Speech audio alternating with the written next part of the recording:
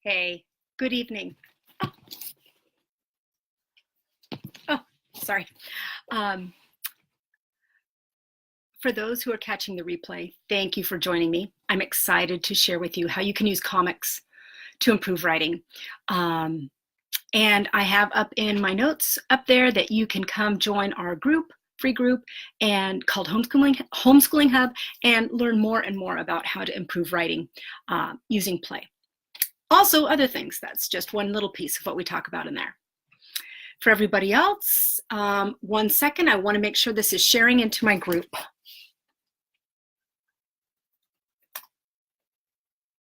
Where's the live?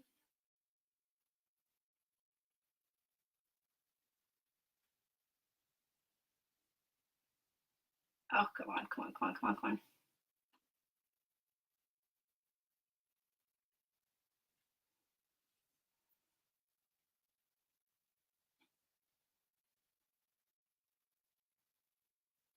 Okay, here we go. Share.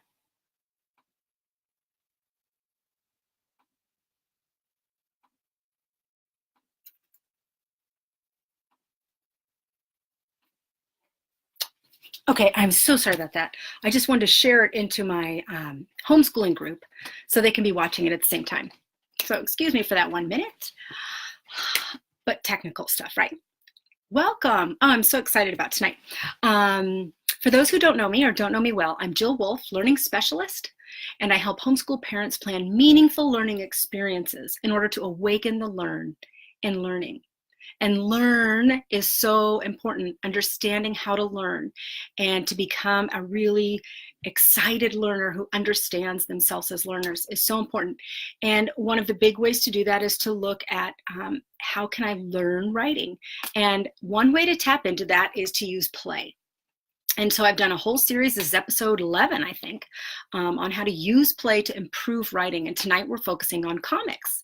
And I'm just so excited about that. So comics, well, comics can be everything from, hey, Karen, comics can be anything from what used to be in the papers, little comic strips, all the way to comic books, or even to graphic novels. I'm going to extend it to that. Comics themselves have these pictures with these bubbles, like I've done here. And so you read the dialogue that way and you observe the action. And sometimes there is text in there that explains what's going on, but for the most part, it's these pictures and then the dialogue. And it's a real different kind of read, but a lot of people like them. A lot of kids really like them. In fact, if you're a fan of Big Bang Theory, which I love, they all really enjoy comic books all the time. So they're always talking about different comic books. So the nature of comics, comic books, which I'm going to focus on the comic book tonight. The nature of comic books, for the most part, most of the ones I've seen are in the fantastical world. Very rarely do you have, oh, sorry. I heard something. Very rarely do you have a story like some of the more serious dramas that we might watch here, like on TV or read a book. You're not going to find a Jane Austen type comic book. For the most part, they have, except in, and Karen, you can correct me on this. I lost it. Okay, it's the Asian comics. What are those called? You got to help me, Karen. I know she reads these all the time. I'm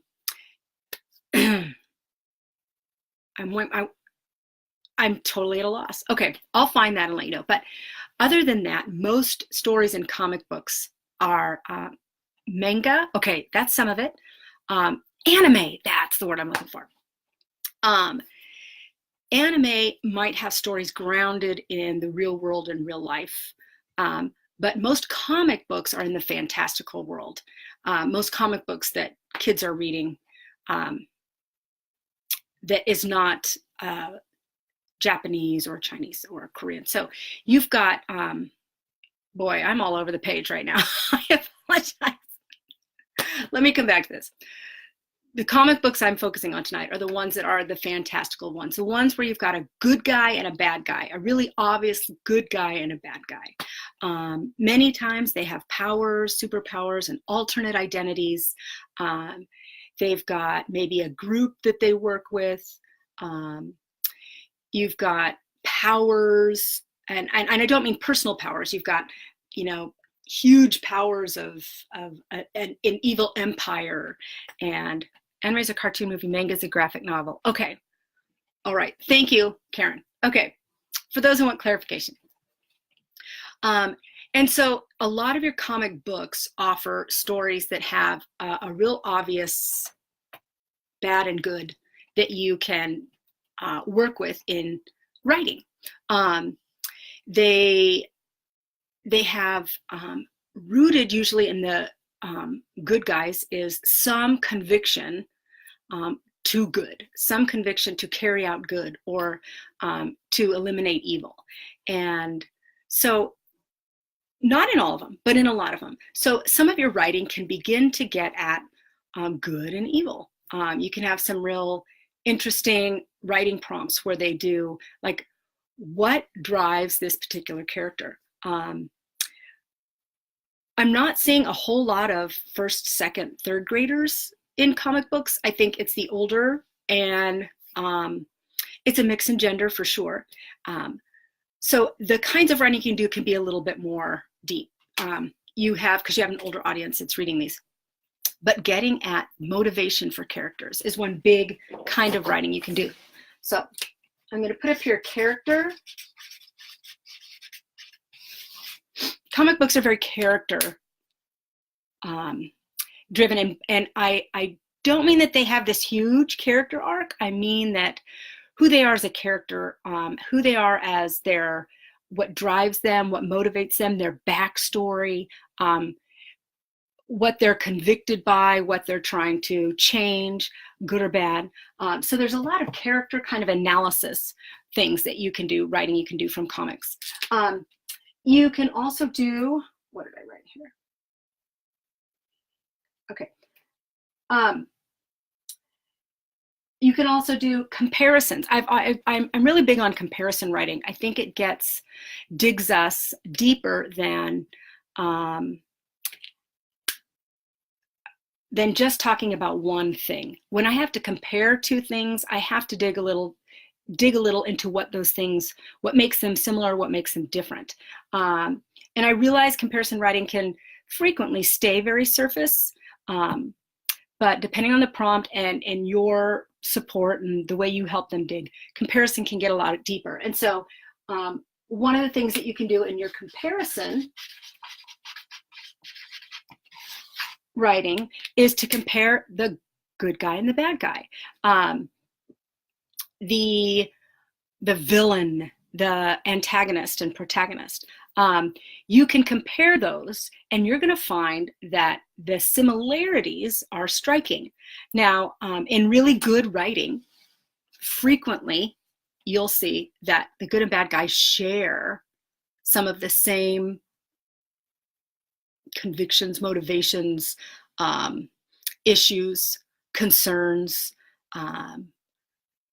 and yet they have chosen to handle things so differently. And that's what makes them very different, but not all the time. So a comparison of good guy, bad guy, huge. You can also compare storylines within a particular like franchise. So let's say they're reading one of the like DC Comics Avengers or X-Men or something like that. And so you've got different stories in each comic book. Sometimes they continue, but for the most part, they have these standalone little stories. So you can compare all sorts of things between the stories. So who did they feature as the star that stepped up if it's a group of good guys? Who saved the day? How was the setting different? Like, where were they in this story versus this comic book versus this comic book? You can even compare franchises. So I'm going to read, I'll take these just because they're so well known for movies, Marvel versus DC. And for those of us that don't read them, I don't know all the time that I could tell you which superhero belongs in which one of those, but those that read comic books definitely know one over the other. So a comparison between the two, comparison between it as a franchise, compare it, the stories, compare the characters. One cool thing about a lot of comic books now, it's becoming more and more common to see comic books coming into the theater. So now you've got this world that was created over here that all these comic books tell stories of, and someone has decided this is the story we're going to tell in the film that pulls from all of these characters. And a lot of times they do little throwbacks to some of these for the fans that have done all this reading. So you can even bring some comic book films into some of your writing. But comparison, again, you come back to what's the character in this comic book compared to maybe the character in the movie? How are they similar? How are they different? Like, why did they choose to emphasize this or not? You can compare how accurate does it feel? Does it look like the characters that are in the comic books?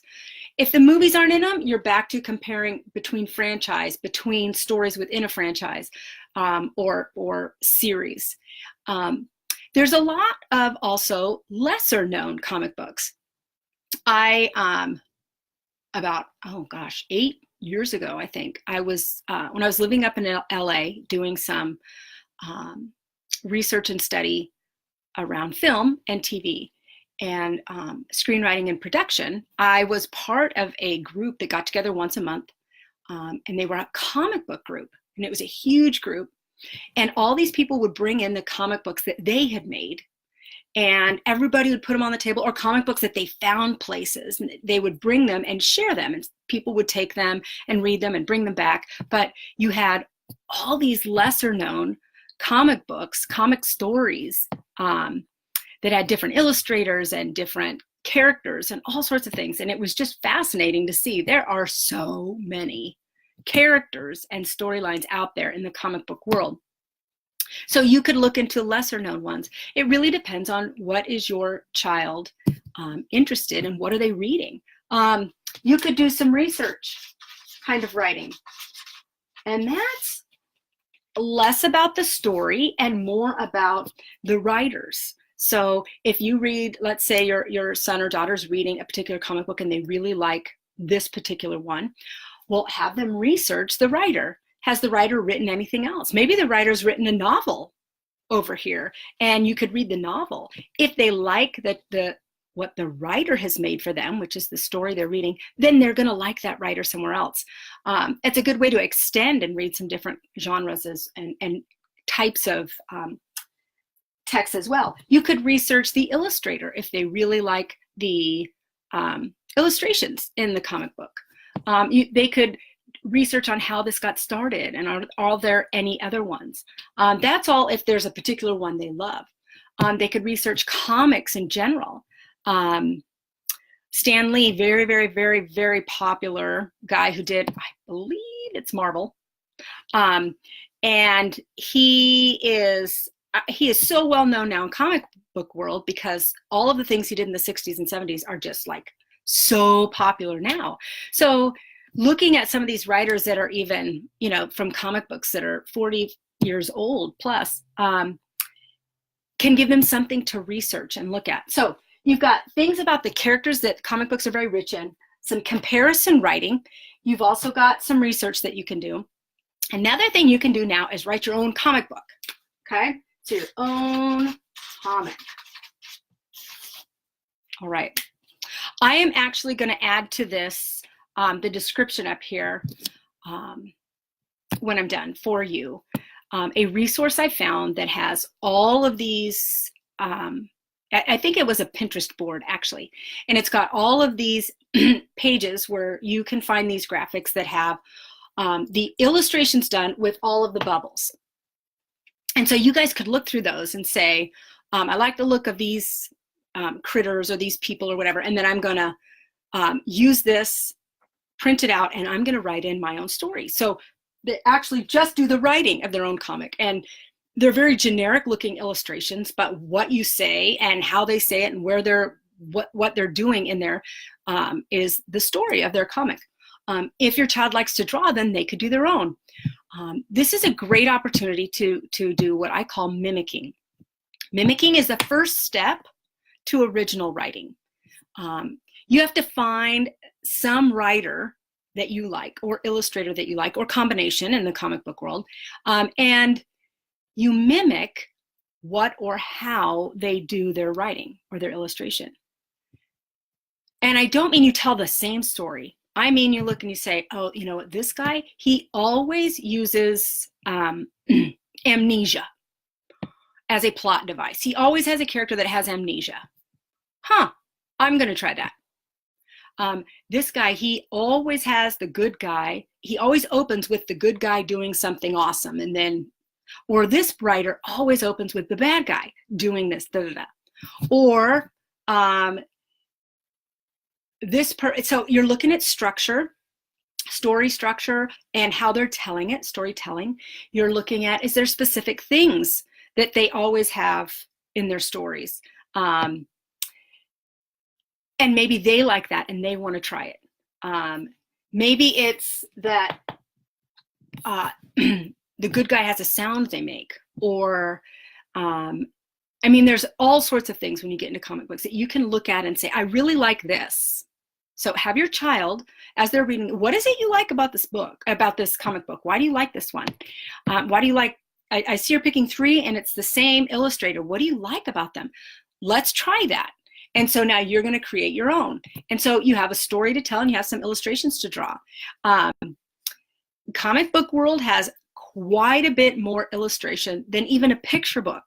And that has more illustration than any other kind of book that they're reading. So if they're not a great drawer, then they may want to cut and paste pictures. They may want to use some kind of Illustrator software. I know there's Adobe Illustrator is the industry standard, but there's other things. Even Canva is a free version in Facebook or through Facebook that you can get and use. And you just drop images and you put things in and you get this essentially you download it as a JPEG. So they can create their own art, and then within that piece, especially in Canva, they can actually create a word bubble, and then they can put the words in it. So they could do it through technology, or they could hand draw it and draw those in, but they're doing a serious amount of illustration alongside telling the story they want to tell.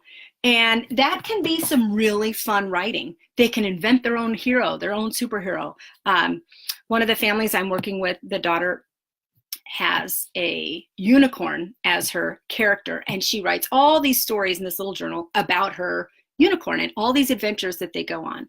And in her mind, she understands this main character better than clearly anybody else. And so she's going to take them on all these different things, but she loves this main character. So maybe your son or daughter has a superhero or just a character that they want to come alive that is their main character, and that's going to be who's going to be through this or through 2 or 3 of these, but getting to invent that person. Or maybe it's a beast, maybe it's not even human.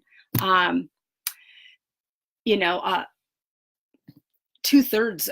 of superhero comic books are all these people with special powers and mutations, so they're not even just human. So there's sky's the limit on what your character can be. And in comic books, again, you've got this fantastical world. So there's a lot that they can do with that. So comic book, designing your own comic.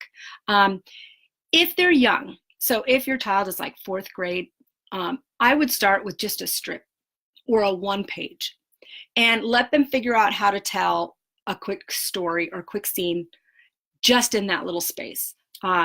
If you open it up to, you could have 5, 6, 10 pages. That is kind of overwhelming, and especially to a young child doing this like comic book creation for the first time. But you could print off one of these pages and just do a single one and talk through the story. Now, what's interesting is you got to tell it all through their actions and the dialogue and the illustration and the dialogue. And I think that's kind of cool. It's kind of different than A lot of times when we story tell just in straight words, we elaborate extensively on the kind of expository part where we're just telling details about this or about that or things we're observing. And so this way you're kind of forced to reveal things through what I see and what I hear.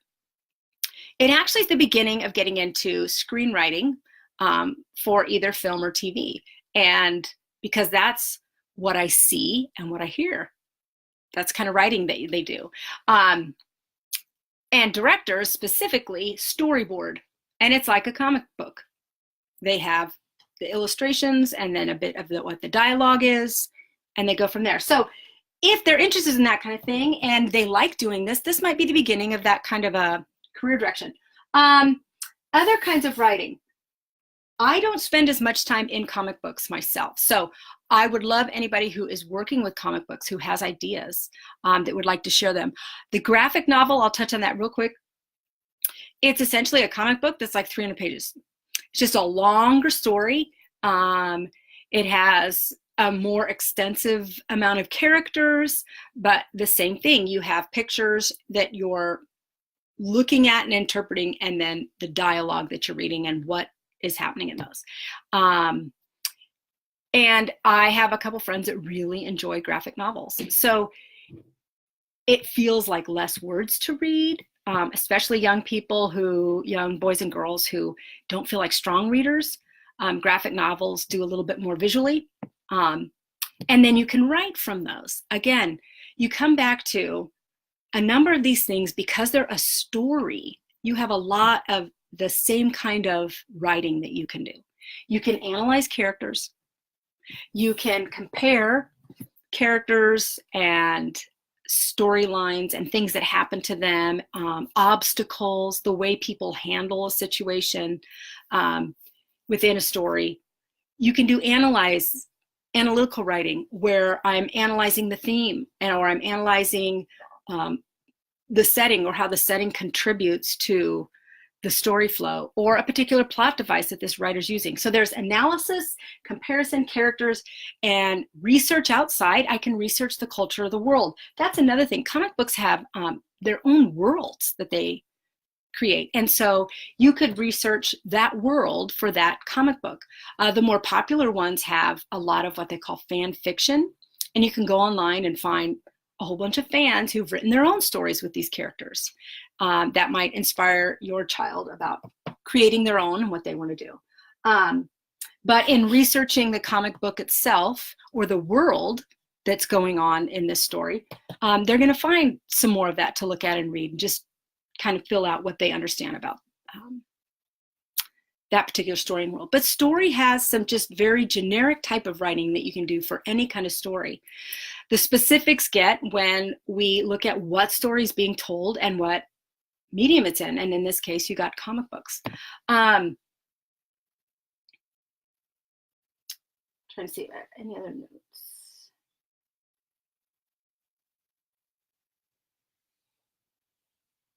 Yeah. Okay. So I think that's all I've got tonight. Again, I will attach the link to this for the comic book pages for you. And if you have any questions about comic books or how to be more specific with a specific comic book, I can help you tease out some more specific types of writing you could do with a specific one. This is kind of really generic. So sometimes it sounds very similar to other lives because they're story driven. But a lot of what we read is a lot of what's out there for us to do some writing about is stories. That's what we enjoy reading. So if we're looking at using play to improve writing, play is around what we enjoy. And a lot of us enjoy story-driven experiences, reading, movies, TV, and comics, and all of these story. So you're going to have some very similar writing you can do, but that's going to give you an opportunity then to strengthen that type of writing. So not only then are you writing about these comic books, then maybe there's a movie that they really like. So you're going to do some writing about that. And then the writing that you do around some other play that they like is story driven. You can do all of these. So all of these different places that they have interest and enjoy playing, you can do these very similar, if not almost the exact same kind of prompt to drive the writing, and just tweak it for that particular space. And you can strengthen it that way. So we're going to compare characters. So we're going to compare characters in Lord of the Rings, and we're going to compare characters in the Avengers world, and we're going to compare characters in this age probably is not into American Girl, but if you're analyzing characters, you can do that in so many different places that they probably really enjoy. So run with that. Let me know how it works for you. I have to say, I hope this was helpful. The comic book world is, I think, got so much potential. It just doesn't happen to be a world that I have a ton of experience in. But because it's story driven, I can bring you the type of writing that you can do from it. I do encourage you that if your kids are reading a particular one, that you read it too. That's going to help you be more specific about the kind of writing that you have them do. Okay? I hope you guys have had a great evening. And if you're watching this tomorrow, a great Friday and a wonderful weekend. And thanks for joining me where we are learning about learning. Okay? See ya.